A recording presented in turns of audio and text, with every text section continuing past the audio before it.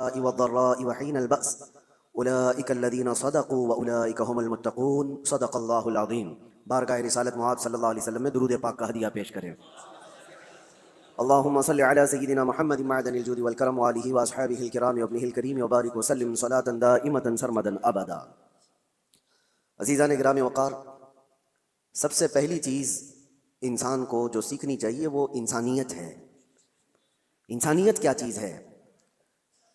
انسان جو اس کائنات میں آیا ہے اسے اپنی انسانیت معلوم ہو، میں کیوں آیا ہوں، اور اس کے بعد پھر تمام چیزیں ہیں۔ اسی لیے قرآن میں اللہ تعالیٰ فرماتا ہے نیکی صرف اس کا نام نہیں ہے کہ تم اپنا منہ مشرق کی طرف کر لو، مغرب کی طرف کر لو۔ ابھی جو آیت میں نے آپ کے سامنے تلاوت کی ہے سورہ بقرہ کی، رب تعالیٰ فرماتا ہے نیکی صرف اس کا نام نہیں ہے کہ تم پورب کی طرف پچھم کی طرف اپنا چہرہ کر لو، بلکہ نیکی اصل یہ ہے کہ اللہ پر ایمان لاؤ، اس کے فرشتوں پر، اس کے نبیوں پر، اور اس کے بعد رب تعالیٰ فرماتا ہے اپنا مال اللہ کی محبت میں رشتہ داروں کو، مسکینوں کو، یتیموں کو، مسافروں کو دیا کرو۔ ان کے جذبات سمجھنا یہ انسانیت ہے۔ انسانیت کہتے کسے ہیں؟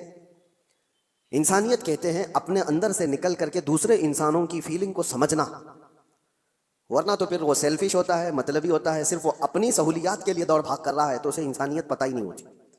جیسا کہ آج چل رہا ہے، ہر کوئی جو دوڑ رہا ہے اس کا اپنا ایک ٹارگٹ ہے، اس کا اپنا ایک گول ہے۔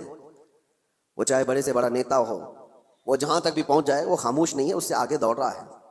لیکن اس کی دوڑ کے پیچھے ریزن اگر آپ تلاش کریں گے تو یہی ملتا ہے کہ وہ ایک کمفرٹ زندگی چاہتا ہے، ایک آرام دہ زندگی چاہتا ہے۔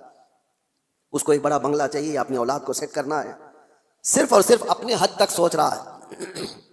وہ بندہ کہاں ہے جو دوڑ بھاگ کرتا ہے تو غریبوں کے لیے، مسکینوں کے لیے، یا پھر دوسرے انسانوں کے لیے جی رہا ہو؟ انسانیت اس کو کہتے ہیں۔ وہ بہت خال ہیں، آج بہت کم لوگ ہیں۔ میں نہیں کہتا کہ سب ہستی سے مٹ گئے، بہت کم ہیں۔ انسانیت کے لیے سب سے پہلے اس روئے زمین پر میں آپ کو بتاتا ہوں، قانون کی شکل میں کوئی اگر یہاں انسانوں کے پاس کوئی چیز آئی، دستاویز آئی، تو سب سے پہلے اسلام نے لایا ہے۔ سب سے پہلے اللہ کے حبیب صلی اللہ تعالیٰ علیہ وسلم نے صرف اور صرف نمازوں کی، زکوٰۃ کی، حج کی تبلیغ نہیں فرمائی۔ آپ اگر حضور پاک صلی اللہ تعالیٰ علیہ وسلم کی تعلیمات کا حصہ دیکھیں تو اکثر حصہ یہ انسانیت کے متعلق ہے۔ اور سب سے پہلے آپ کو میں اگر یہ بتاؤں، حضور پاک صلی اللہ علیہ وسلم نے یہ فرمایا وہ شخص مومن ہی نہیں جس کے شر سے، جس کے فتنے سے اس کا پڑوسی محفوظ نہ ہو، وہ مومن نہیں ہے۔ دوسری حدیث ہے اللہ کے حبیب صلی اللہ علیہ وسلم فرماتے ہیں کہ وہ شخص ایمان والا نہیں ہو سکتا کہ پیٹ بھر کر کھا کر سویا ہو اور اس کا پڑوسی بھوکا سو رہا ہو۔ ایک روایت میں ہے کہ جب تم اپنے گھر میں سالن بناؤ تو پانی تھوڑا سا زیادہ کر لو تاکہ تم اپنے پڑوسی کو بھی وہ پہنچا سکو۔ ضروری نہیں کہ پانی والا ہی پہنچائے، اگر تمہاری استطاعت نہیں ہے، تھوڑا سا ہی بنتا ہے، تو یہ ایک مثال دی گئی ہے۔ یہ ہے دوسروں کے حقوق کے سلسلے میں اسلام کی تبلیغ۔ آپ کو میں بتاؤں یہ انسانیت ہے، اور جس سے آج دنیا فراموش کر چکی ہے۔ سب کے سب اکثر مطلبی لائف جینا چاہتے ہیں، سیلفش لائف، جس میں صرف اور صرف اس کا اپنا چاہیے۔ اور خاص طور پر یہ بڑے بڑے شہروں کی بات میں اگر کہوں، میٹروپولیٹن سٹیز جو ہیں، بڑے بڑے اپارٹمنٹ میں رہنے والے لوگ، حیرت ہوتی ہے اسی فلور پہ 20 25 سال سے لوگ رہ رہے ہیں، لیکن ان کو پتہ ہی نہیں ہے کہ پڑوس میں کون رہتا ہے۔ بلڈنگ میں جنازہ نکل رہا ہوتا ہے اور لوگوں کو پتہ ہی نہیں ہوتا کہ کون مرا آج۔ انسانیت ایسی نہیں تھی پہلے میاں۔ گاؤں کی آج بھی تہذیب ایسی ہے کہ گاؤں کے کسی بھی گھر میں چھوٹی سی بھی بات ہو تو پورے گاؤں والوں کو خبر ہو جاتی ہے اور سب اس کے گھر جمع ہو جاتے ہیں۔ یہ شہروں میں خاص طور پر زندگی انسانیت سے ہٹتی چلی جا رہی ہے۔ سیلفش لائف جینا چاہتا ہے انسان، میں بھلا، میری لائف بھلا، بس۔ بلکہ سارے رشتے ناتے سب ختم کر کے دنیا اس کو پوش لائف کہتی ہے۔ کچھ ایسی سوسائٹیز ہیں جہاں پر گیٹ بھی لگا دیے گئے کہ لوگ آنا جانا نہ رکھیں، کوئی آ نہ سکے ہمارے گھر، اور گھر ایسے بنائے جائیں کہ زیادہ طور پر گھر میں کوئی آ کر کے رہ نہ سکے۔ یہ ساری انسانیت سے گری ہوئی حرکات ہیں۔ آؤ مصطفیٰ کریم صلی اللہ تعالیٰ علیہ وسلم کے اس معاشرے میں، حضور کی بارگاہ میں ایک دن کوئی مہمان آیا۔ اللہ کے نبی صلی اللہ تعالیٰ علیہ وسلم نے فرمایا کوئی ہے میرے صحابہ میں جو میرے اس مہمان کی مہمان نوازی کرے آج؟ کون نہیں کرتا؟ ایک صحابی حضرت طلحہ اٹھتے ہیں، کہتے ہیں یا رسول اللہ میں ان کو گھر لے جاتا ہوں۔ جبکہ گھر کی کیا سچویشن ہے انہیں خبر نہیں ہے۔ ہوتا ایسا ہی نا کہ گھر میں کھانا ہے بھی کہ نہیں ہے پتہ نہیں ہو تو کسی اور کو کیسے لے کے آئیں گے؟ لیکن اس صحابی نے کہا رسول اللہ کا مہمان ہے، لے کر چلیں گے۔ جب گھر لے کر کے آئے تو آج کی بیویاں نہیں تھی جو کوستی کہ آنے سے پہلے اطلاع تو کر دیتے، دودھ چائے کا انتظام تو کر لیتی۔ یہ جو آج کوستی ہیں نہ، وہ صحابیہ تھی، اپنے شوہر سے کہتی اتفاق ایسا ہے کہ آج ہمارے گھر میں صرف ایک آدمی کے کھانے کی بھر کی چیز موجود ہے، اور وہ لوگ پہلے سے 3 لوگ تھے، شوہر، بیوی اور بیٹا. مہمان ایک آیا ہے. تو حضرت طلحہ گھبرائے اور کہا صرف ایک آدمی کھا سکتا ہے اور ہم 4 لوگ ہیں، کیا کیا جائے؟ رسول اللہ کا مہمان ہے. وہ صورت نہیں ہے کہ یہیں سے باہر سے مسافہ کر کے بھیج دیا جائے. صحابیہ خود کہتی ہیں، زوجہ صحابی کی کہتی ہیں آپ گھبرائیں مت، بچے کو میں تھپک کر کے سلا دوں گی کسی طرح، رات کو وہ سو جائے گا، اور جب آپ دسترخوان پر بیٹھے ہیں میں کھانا لا کر کے پیش کر دوں گی اور چراغ گل کر دینا. دیکھیے آپ، چراغ جو روشنی دے رہا ہے اس کو گل کر دینا. اور وہ صحابی کہتے ہیں ہاں ٹھیک ہے، میں صرف اور صرف چبانے کی آواز کرتا رہوں گا اور مہمان رسول پیٹ بھر کر کھا لے گا. یہ گھر کی مزاج میں آپ کو بتا رہا ہوں. کھانا رکھا گیا اور جیسے ہی کھانا آیا چراغ گل ہو گیا اور مہمان کو کہا گیا کہ آپ کھاتے رہو، چراغ جلنے تک وقت لگ جائے گا. اور یہ صحابی صرف اور صرف اپنا منہ چلاتے رہے تاکہ مہمان کو لگے کہ میں بھی کھا رہا ہوں. ایک لقمہ بھی نہیں کھایا بلکہ پورا اس مہمان کو کھانے دیا. جب پیٹ بھر کر وہ کھا لیے تو تینوں گھر کے افراد بھوکے سوئے رہے، اور اللہ کے نبی کا یہ مہمان جو ان کے گھر کا بھی مہمان تھا پیٹ بھر کر کھایا اور سویا. صبح فجر میں یہ صحابی اٹھ کر کے حضور پاک صلی اللہ تعالیٰ علیہ وسلم کے دربار میں حاضر ہیں، مسجد میں آئے ہیں. اس سے پہلے کہ وہ آتے میرے آقا مسکرا کر استقبال کے لیے کھڑے ہیں اور فرماتے ہیں طلحہ تم نے کیا مہمان نوازی کی کہ اللہ تعالیٰ سلام بھیج رہا ہے، کیا مہمان نوازی کی کہ فرشتے اس پر رشک کرتے ہیں. عزیزان گرامی وقار، یہ انسانیت تھی جو رسول اللہ صلی اللہ تعالیٰ علیہ وسلم نے معاشرے میں صرف اور صرف پھیلائے نہیں، پلایا تھا. جنگ موتا کا وہ واقعہ اکثر بیان بھی ہوتا ہے کہ ایک جنگ ایسی بھی آئی کہ جس میں ایک صحابی وہ کہتے ہیں میں زخمیوں کو پانی پلاتا تھا، جو زخم کھا کر کے گر جائے اس کو میں اپنے مشکیزے سے پانی پلاتا. ایک جگہ پر ایک صحابی زخم کھا کر گر گئے اور ان کا آخری وقت لگ رہا تھا. میں پانی لے کر ان کے پاس گیا، وہ العطش العطش کہہ رہے تھے، پیاس پیاس. مگر جب قریب پہنچا تو کسی اور زخمی کی آواز آئی. تو اس صحابی نے کہا میرے اس بھائی کو پہلے پلاتا ہوں، تمہارے پاس پانی تھوڑا سا ہے اس کو پلاتا ہوں. یہ صحابی کہتے ہیں میں دوسرے کے پاس گیا تو ایک تیسرے کی آواز آئی. دوسرے نے بھی کہا کہ جاؤ مجھ سے پہلے اس کو پلاتا ہوں. تیسرے کے پاس گیا تو وہاں جاتے وقت یہ صحابی کہتے ہیں ان کا انتقال ہو گیا، وہ پی نہ پایا. میں پلٹ کر کے آیا کہ ان دونوں کو پلا دوں تو واپس آ کر دیکھا تو ان دونوں کی بھی جان جا چکی تھی. ایک دوسرے کے لیے انہوں نے پانی تک نہیں پیا. یہ معاشرہ تھا اسلام کا، اور رسول اللہ صلی اللہ تعالیٰ علیہ وسلم نے جو انسانیت کے اعلیٰ اقدار اپنے صحابہ میں پیدا کیے تھے. میرے عزیزوں، بیان کرنا یہ آسان ہے، اس کو پریکٹیکل اپنی لائف میں لے کے آنے کی کوشش کریں، اپنی زندگیوں میں اس کو لے کر کے آئیں. انسانیت وہ نہیں ہے کہ جو آج لوگ سمجھتے ہیں گھر میں کھانا بنا تھا اور اس کے بعد بچ گیا تو ہم دوسروں کا بھی خیال کرتے ہیں. تم اپنا کچرا کسی اور میں ڈم کرنا چاہ رہے ہو، خیال نہیں کر رہے ہو. خیال اس کو کہتے ہیں کہ جب گرم کھانا بنا ہوا ہو اور پہلے کسی اور کا خیال آ جائے، پہلے کسی فقیر کا خیال آ جائے. بچ جانے کے بعد بہت سارے ایسے ہیں. ہم پہلے جب دارالعلوم میں ہوا کرتے، مدرسہ ہم بھی چلاتے تھے، اکثر لوگ شادی میں ولیمے میں دن بھر مصروف اور رات کو کھانا بچا ہے تو کہتے ہیں مدرسے کے بچوں کو کھلا دیں گے. بچوں کو لا کر کے کھلانے کے لیے بڑے بڑے آدھے دیگ بچے ہوئے لے کر کے آتے ہیں اور پھر وہ اس کو ثواب سمجھتے ہیں.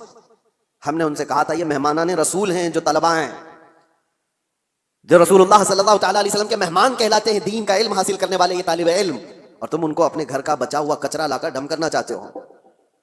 کیا تم سمجھتے ہو اور اس کو نیکی سمجھ رہے ہو اور فخر کر رہے ہو؟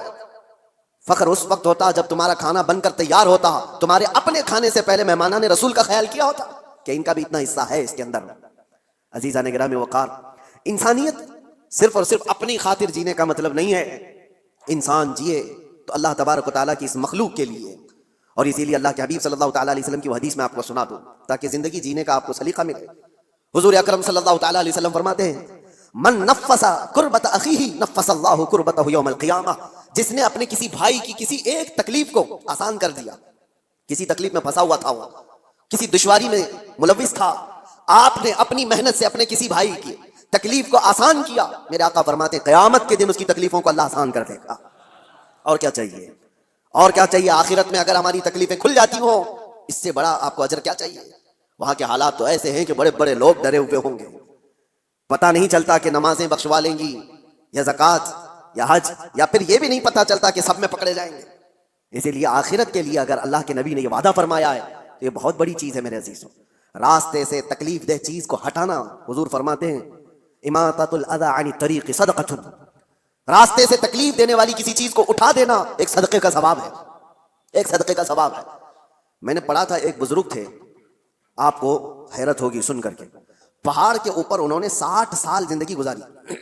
60 سال کس کام کے لیے جانتے ہیں آپ؟ آپ سوچتے ہوں گے گوشہ نشین اکثر جو بڑے بزرگان دین کا سنتے ہیں ہم کہ وہ عبادت کے لیے مخلوق سے دور چلے جاتے، نہیں، وہ 60 سال تک پہاڑ کے اوپر ایک راستے پر زندگی گزارتے رہے.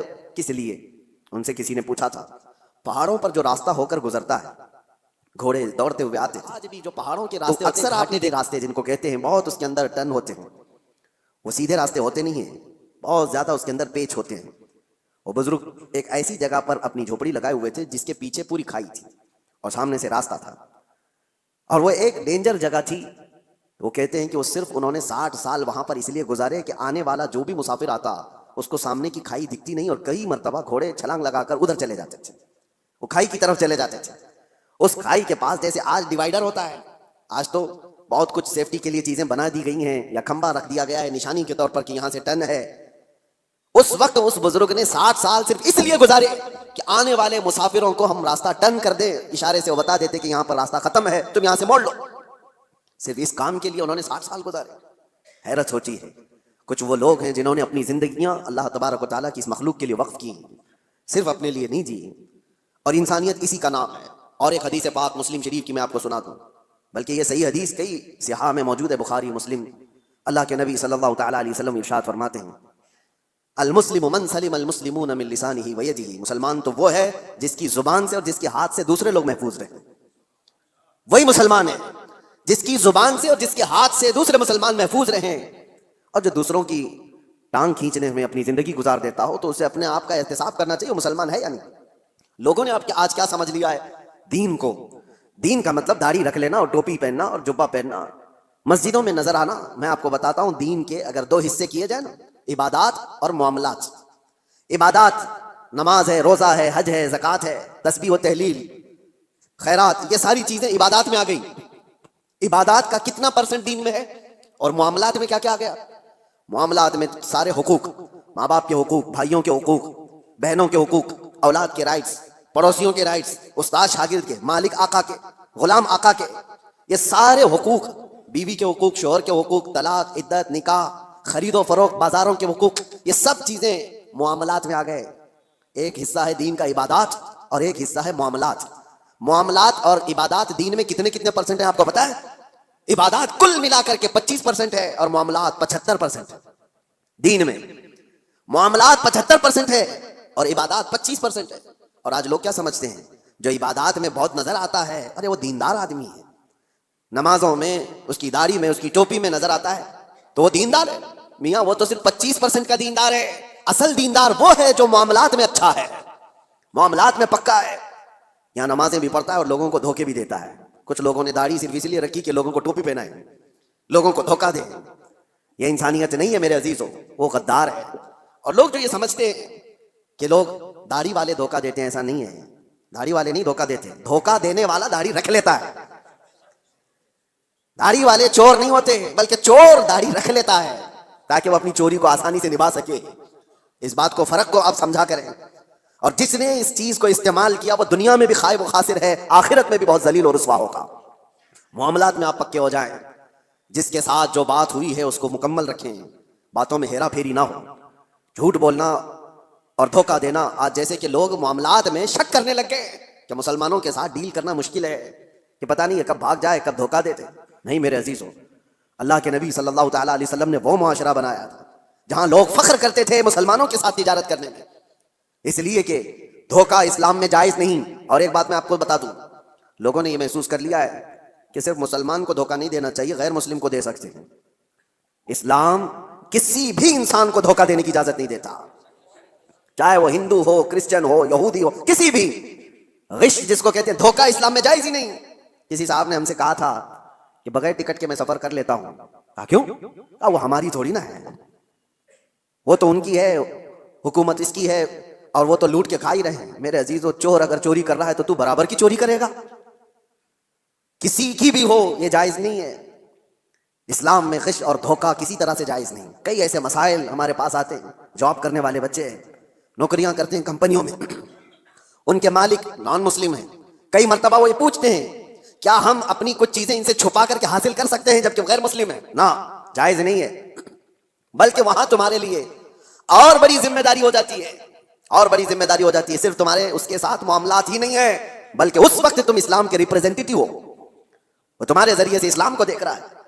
انگلینڈ میں ایک مسئلہ ایسا پیش کر، ٹکٹ دیتے دیتے اٹھنی، جس کو وہاں پر پینی کہا جائے، ہاف پاؤنڈ، ہمارے یہاں کی اٹھنی جس طرح سے ہو، 1 روپے کے 2 حصے، ہاف پاؤنڈ ایک بندے کو زیادہ دے دیا اس نے ٹکٹ میں، ٹکٹ کے بچت میں واپس، اور اس کے بعد ہو سکتا ہے غلطی سے اس طرح پیسے آ جاتے ہیں، وہ مسلمان تھا، اس نے رکھ لیا، اور اس کو پتا بھی ہے کہ میرے پاس ہاف پاؤنڈ زیادہ آیا ہے، وہ رکھ لیا۔ سفر تقریباً 1 گھنٹے کا تھا، کئی مرتبہ وہ بندہ سوچتا بھی رہا کہ ہاف پاؤنڈ واپس کر دوں، پھر اس نے دل میں یہ سوچا ہاف پاؤنڈ سے اس کا ہونے والا کیا ہے، یہ تو اچھی سیلری والا ہے، ہاف پاؤنڈ سے اس کا کیا بھلا ہونے والا ہے، میرے پاس رہ گیا تو کون سی بڑی بات، رکھا رہا۔ لیکن میرے عزیزو ایک بات میں آپ کو یہ بھی بتا دوں، بزرگوں نے فرمایا جس کو حلال کھانے کی عادت ہو، اگر غلطی سے کہیں حرام لقمہ اس کے پاس آ جاتا ہے تو غیب سے اللہ تعالیٰ اس کی حفاظت کا انتظام کرتا ہے۔ ہاں یہ بات یاد رکھنا، آپ حلال کھانے کے عادی ہیں، کبھی حرام لقمہ آپ کے پاس آ گیا تو آپ کے ہاتھوں میں کپ کپی آ جائے یا آپ کے منہ میں متلی آنے لگ جائے، اللہ حفاظت فرماتا ہے، کوئی ذریعہ پیدا کرتا ہے۔ وہ بندہ ہے 1 گھنٹے کے سفر میں کشمکش میں تھا، اخیر میں اترنے سے پہلے اس نے سوچ لیا ہاف پاؤنڈ سے اس کا کچھ نہیں ہوتا تو میرا کون سا ہوتا ہے، میں کیوں رکھوں، میرے لیے کہاں حلال ہے۔ لے جا کر کے اس کنڈکٹر سے اس نے کہا کہ یہ آپ نے مجھے ٹکٹ سے واپس دینے کے وقت زیادہ دیا تھا، یہ آپ کے پیسے ہیں، لے لیجیے۔ اس نے رکھ لیا۔ کنڈکٹر نے کہا غلطی سے نہیں دیا تھا، جان بوجھ کے دیا تھا، غلطی سے نہیں دیا تھا، میں جانتا ہوں تو مسلمان ہے، اور میں پچھلے کئی سالوں سے اسلام کو پڑھ رہا ہوں، اس کی امانتوں کو پڑھ رہا ہوں، اور آج میں دیکھنا چاہتا تھا کیا اسلام کا وہ اثر آج بھی باقی ہے، تو نے واپس کر کے اپنے اسلام کا وہ اثر مجھے دکھا دیا۔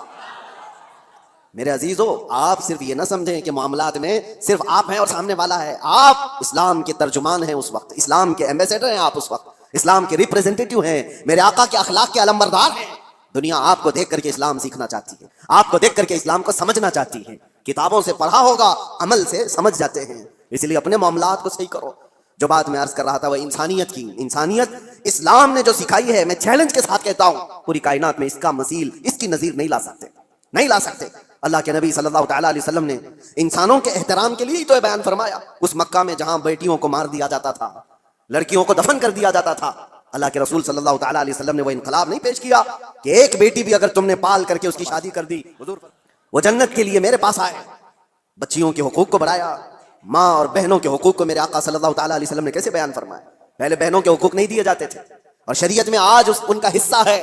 بہت سارے مسلمان آج مطلب پرست ایسے ہو گئے، مال زیادہ آ گیا، باپ کی طرف سے وراثت ملی تو اس پر ناک سانپ کی طرح بیٹھ گئے اپنی بہنوں کا حصہ مار کر کے، اور وہ یہ کہتے ہیں بہنوں کی تو ہم نے شادی کر دی تھی نا، اس میں تو لاکھوں خرچہ ہوا تھا۔ ارے وہ کھانا کھلائی ہوئی چیز کو تم انگلی ڈال کر کے الٹی کروانا چاہتے ہو؟ کسی بہن کی شادی کروانا یہ وراثت کی حصوں میں سے اس کو ڈیڈکٹ نہیں کیا جائے گا، وہ تو تمہارا اخلاقی فریضہ تھا جو تم نے ادا کر دیا، وہ تمہاری اخلاقی ذمہ داری تھی جو تم نے ادا کیا۔ بہنوں کا حصہ ماں باپ کی وراثت میں سے جتنا قرآن نے بتایا ہے اتنا دو، ورنہ قیامت کے دن ایک بالشت زمین کے بدلے 7 زمین و آسمان کا توق بنا کر اس کے گلے میں ڈالا جائے گا، وہ اٹھا نہیں پائے گا، اور بہت بڑے عذاب میں مبتلا ہوگا آخرت میں، بہت بڑے عذاب میں۔ تم کتنے دن کے لیے حاصل کر رہے ہو بہنوں کے حقوق مار کر کے؟ لوگ یہ سوچتے ہیں، اور ویسے ہی باپ جب مرا ہوتا ہے تمہاری بھی عمر 40 کے آس پاس ہو رہی ہوتی ہے، اکثر بچے کتنے تمہاری زندگی کے 15-20 سال، ان 15-20 سالوں میں اپنی بہنوں کے حقوق لے کر بیٹھ جاتے ہو، کیا تمہارا حاصل ہوا آخرت کے عذاب کے علاوہ؟ اللہ تعالیٰ نے قرآن میں جو بیان فرمایا اس کو پورا ادا کرو۔ لوگ یہ سمجھ بیٹھے کہ جس کا جتنا آ جائے وہ ہمارا ہے، یہ اسلام نہیں ہے۔ 40 سال تک بھی اگر تمہارے پاس کوئی اس کا مانگنے والا نہ آیا تب بھی وہ مال تمہارا نہیں ہے، حدیث پاک ہے۔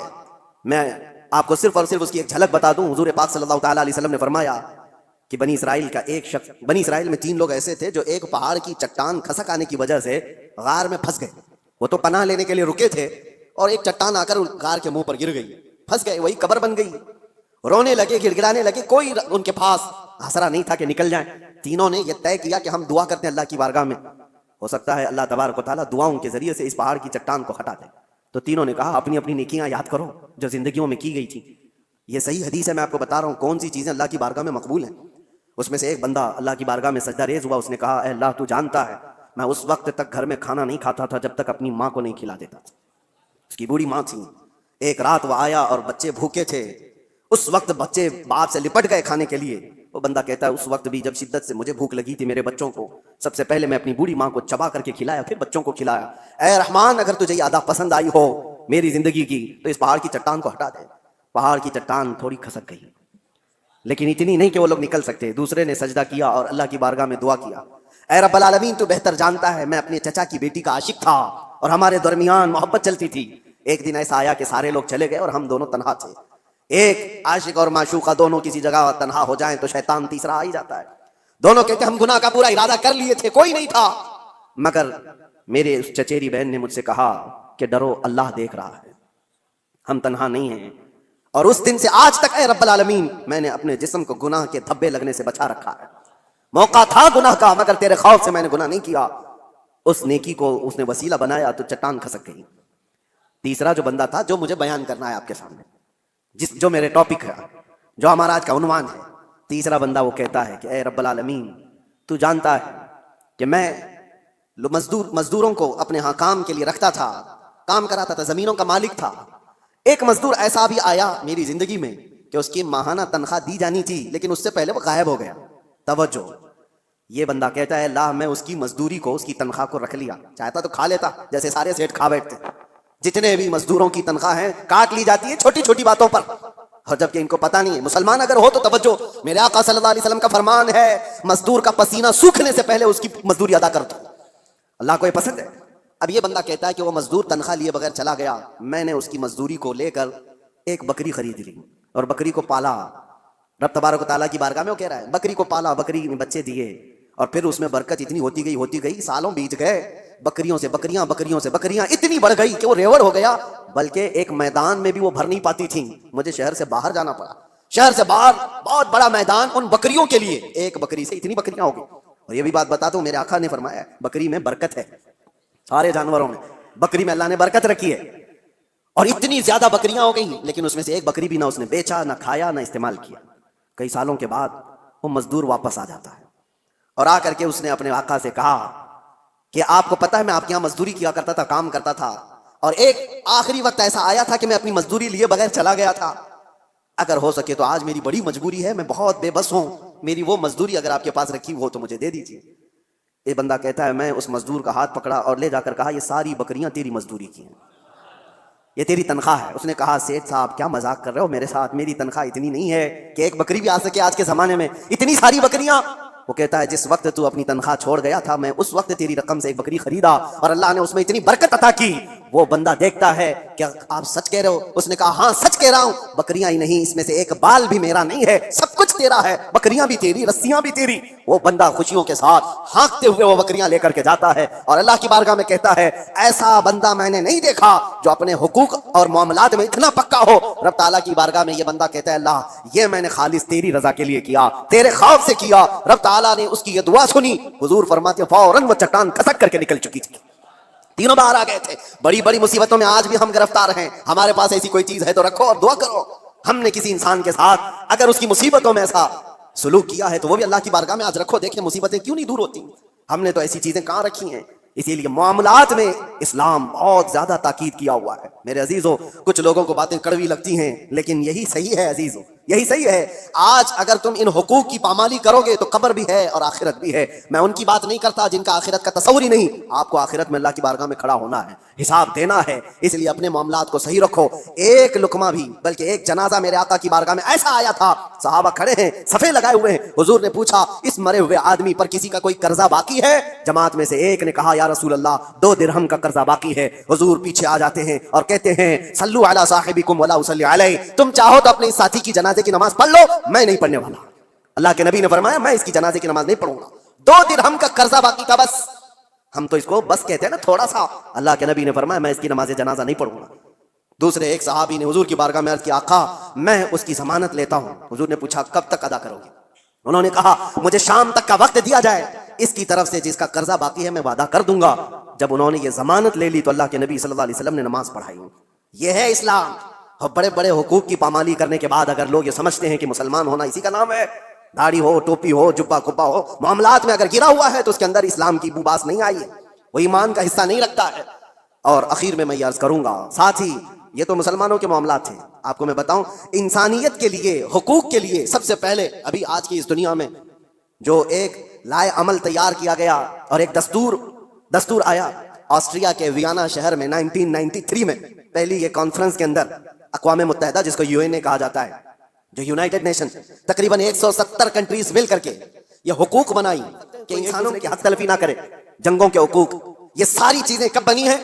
یہ آپ فیڈریشن ہے، اس کا نام ہے ویانا فیڈریشن، اس نام سے یہ پوری دنیا میں عام کیا گیا۔ 1993 کی بات کر رہا ہوں، آج سے تقریباً صرف اور صرف 32 سال پہلے، سمجھ رہے ہیں آپ، 32 سے 33 سال پہلے پوری دنیا میں انسانوں کے حقوق کے لیے ایک لائحہ عمل بنایا گیا، ایک دستور بنایا گیا۔ مجھے حیرت ہوتی ہے پڑھ کر، اس نئی دنیا میں صرف 32-33 سال پہلے تم انسانوں کے حقوق لائے ہو۔ ذرا تاریخ پڑھے ہوتے آج سے 1400 سال پہلے اس سے زیادہ حقوق محمد رسول اللہ نے بیان فرمایا۔ میرے آقا صلی اللہ علیہ وسلم صرف بیان نہیں کیا، حدیثوں میں اس کو محفوظ کرایا ہے، اور پورے دستاویزات آج محفوظ ہیں ہمارے پاس، پورے محفوظ ہیں۔ آپ اگر جا کر دیکھیں فقہ کی کتابوں میں، فقہ جو مسائل، مسائل وضو کے، نماز کے، آپ کے روزے کے، جتنے بھی مسائل، ان کو فقہ کہا جاتا ہے۔ ہماری فقہ میں اگر آپ کو میں بتاؤں، 2 بڑی کتابیں آپ کو ملتی ہیں ہدایہ، ہمارے فقہ حنفی کی کتابیں جو ہم نے پڑھی، بہت بڑی بڑی ضخیم کتابیں۔ ایک کتاب کے اندر وضو سے لے کر کے نماز، روزہ، حج، زکوٰۃ، سارے مسائل آ گئے، اور دوسری ایک پوری جلد ہے جس میں صرف اور صرف خرید و فروخت کے مسئلے ہیں، صرف اور صرف معاملات، سب جو میں نے ابھی بیان کیا آپ کو میں بتا رہا ہوں اسی لیے کہ اتنے محفوظ دستاویزات حقوق کے لیے کسی کے یہاں نہیں ہیں۔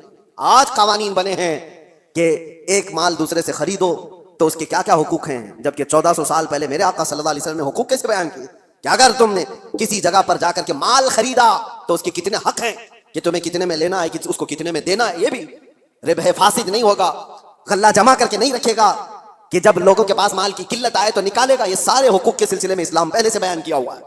یہاں تک کہ ایک مشہور آپ کو بات بتا دوں، مشہور منگنی کے سلسلے میں آپ لوگ سوچتے ہوں گے یہ منگنی کیا ہوتی ہے، شادی سے پہلے ایک انگیجمنٹ کا جو رسم ہے، اسلام میں اس کا کیا کانسیپٹ ہے، کیا تصور ہے، منگنی کیوں کرتے ہیں؟ اسلام میں ایک مسئلہ ہے، توجہ، کوئی مال میں خریدنے کے لیے گیا، مثال کے طور پر ایک قالین مجھے خریدنی تھی، میں نے صاحب مال سے یعنی دکان والے سے اس کی قیمت لگائی، اس نے کہا یہ 1000 روپے کی، ابھی ہماری بات چیت چل رہی ہے، دوسرے صاحب آئے اور انہوں نے اس کی بولی لگا دی۔ حضور فرماتے ہیں یہ جائز نہیں جب تک کہ تمہارا پہلا بھائی بات مکمل نہ کر لے، اپنے بھائی کی بے پر بے جائز نہیں۔ سمجھ میں آ رہی ہے آپ کو بات؟ مسئلہ ہے یہ شریعت کا۔ میں اگر خرید رہا ہوں تو دوسرا اس میں گھس کر کے نہ خریدی کی بات نہ کرے جب تک میری ڈیل مکمل نہیں ہو جاتی، یا تو میں چھوڑ دوں یا تو میں لے لوں، نکل جاؤں، اس کے بعد دوسرے کا حق ہے۔ یہ اسلام کا مسئلہ ہے، یہی کانسیپٹ ہے منگنی کا۔ منگنی کیوں کی جاتی ہے؟ کسی لڑکی کو آپ نے دیکھا، پیغام نکاح بھیج دیا اور لڑکی نے قبول کر لیا، شادی ابھی نہیں ہوئی، اور یہ اعلان کیا جا رہا ہے، اللہ کے نبی صلی اللہ علیہ وسلم نے فرمایا تمہارے بھائی نے کسی لڑکی کو نکاح کا پیغام بھیج دیا ہے تو اپنے بھائی کے پیغام پر پھر کوئی دوسرا آدمی پیغام بھیج نہیں سکتا، حرام ہے اس کے لیے۔ اب وہ اس کو پوچھ نہیں سکتا، کیونکہ جب تک ان کی ڈیل مکمل نہ ہو جائے، یا تو ٹوٹ جائے، ختم ہو گئی کہ نہیں کرنا ہے شادی، تو اس کے بعد نئے سرے سے اگر کوئی چاہے تو پھر اس کے پاس پیغام نکاح بھیج سکتا ہے، ورنہ جب تک کوئی مسلمان کسی عورت کے نکاح کے پیغام بھیجا ہوا ہے اس وقت تک دوسرا کوئی اس کو پیغام نکاح نہیں بھیج سکتا۔ یہ ہے حقوق اسلام میں، اتنا زیادہ محفوظ رکھا گیا ہے۔ حیرت کی بات یہ ہے کہ مسلمان آج کم علم ہو گئے، جاہل ہو گئے، پڑھتے نہیں ہیں، ورنہ تمہارے دین میں اللہ تعالیٰ نے کوئی کمی نہیں رکھی، کوئی ایک ادنا سا شائبہ بھی نہیں ہے۔ یہ وہ دین ہے جس کی شروعات ہوتی ہے الف لام میم ذالک الکتاب لا ریب فیہ، یہ وہ عظمت والی کتاب ہے جس میں شک کی گنجائش ہی نہیں۔ آؤ میرے عزیزو، مصطفیٰ کریم صلی اللہ تعالیٰ علیہ وسلم کے قدموں میں اس دین سے بہتر دستور تمہیں کائنات میں کہیں نہیں ملے گا، اس سے بہتر زندگی تمہیں کہیں نہیں ملے گی۔ جانوروں والی زندگی یہاں نہیں ہے جو انسان کو آج فیشن کے نام پر اٹھا کر کے بازار کی زینت بنایا گیا ہے، بلکہ یہاں میں سچ بتاؤں لوگوں نے میٹل تو بنا کر ترقی کی ہوگی، ایروپلین تک بنایا ہوگا، کمپیوٹر بنایا ہوگا، موبائل بنایا ہوگا، لیکن مدینے کے تاجدار نے انسان بنائے ہیں، انسان بنائے ہیں، اور انسان بنانا کائنات کا سب سے بڑا چیلنج ہے۔ میٹل سے تو کچھ بھی بنا لو گے، لیکن انسان کے اندر انسانیت ڈال کر اس کو اعلیٰ بنا دو، یہ بہت بڑے کمال کی بات ہے، اور یہ بات کہیں ملتی ہے امریکہ میں۔